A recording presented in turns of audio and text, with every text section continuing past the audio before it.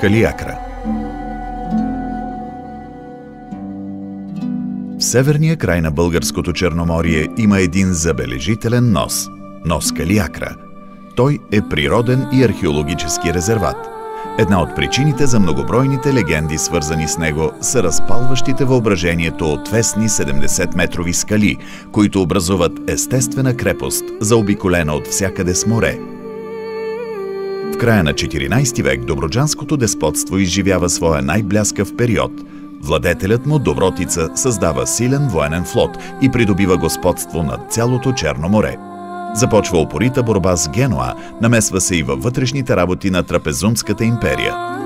Калиакра става столица на неговото царство през втората половина на 14 век и преживява типичен за средновековието възход. Зад крепостните стени процъфтява търговията, секат се монети, гражданите забогатяват, строят се църковни храмове. Голямото й предимство е удобното стратегическо пристанище. До 1402 Османската империя вече е превзела всички български княжества. Под опасност е самата Византийска империя и дори целият западен свят. Последната надежда за спасение проблясва край Калиакра.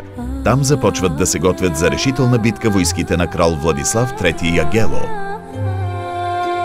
В кръстоносната кампания участват полски, унгарски и западни рицари, чешки, български, влашки и сърбо-хърватски войски.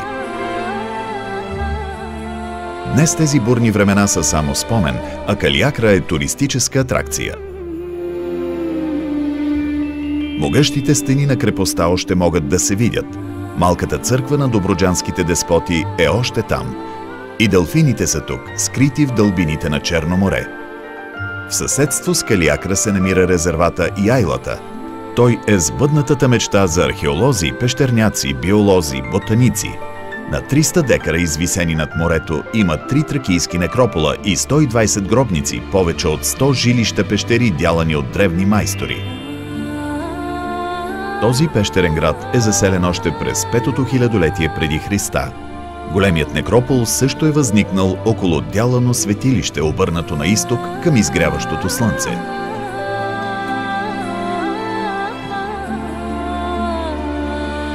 По-късно монаси се заселват в пещерите и ги превръщат в манастирски скален комплекс, характерен за раннохристиянския период.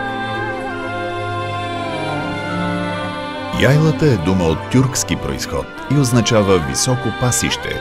Името не дава точна представа за щедростта, която природата е проявила към това място. Сред морето от треви тук цъфтят цели острови от дива ръж, див овес, божури, ириси. Учените са регистрирали невероятните 270 животински вида за такова малко място. В него са намерили убежище застрашените от изчезване голяма и малка дропла, средния корморан. От тук минава и Вия Понтика, една от най-големите въздушни магистрали на мигриращи птици. 180 вида птици гнездят наоколо, когато се прибират да зимуват в Африка.